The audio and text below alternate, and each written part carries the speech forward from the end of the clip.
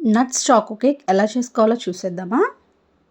First బౌల్‌లో oil గానీ, butter గానీ వేసుకోవాలి. తర్వాత షుగర్ పౌడర్ వేసి ఇలా బాగా మిక్స్ చేసేసుకోవాలి.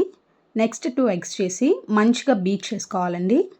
చూసారా? ఇలా బీట్ చేసుకున్న తర్వాత ఒక స్ట్రైనర్‌లో మైదా, baking powder, baking soda, cocoa powder వేసి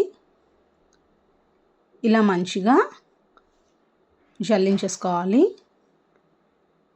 తర్వాత చూసారా? ఇలా బాగా కలుపుకున్న తర్వాత ఒక మౌల్డ్‌లో ఆయిల్ గానీ, బటర్ గానీ అప్లై చేసుకొని బటర్ పేపర్ పెట్టుకోవాలి. నెక్స్ట్ మనం రెడీ చేసుకున్న కేక్ మిక్స్‌ని వేసుకొని దానిపై ఇలా నట్స్ గానీ, టూటీ ఫ్రూటీ గానీ వేసుకోవాలి. 25 మినిట్స్ మీడియం ఫ్లేమ్‌లో బేక్ చేసుకోవాలండి. నేను 30 మినిట్స్ ఉంచేసాను. అందుకని చెప్పేసి అడుగు కొంచెం మాడింది. బట్ టేస్టీగా అయితే ఉంది. అంతేనండి. Cake ready. ఈ వీడియో నచ్చితే సబ్స్క్రైబ్.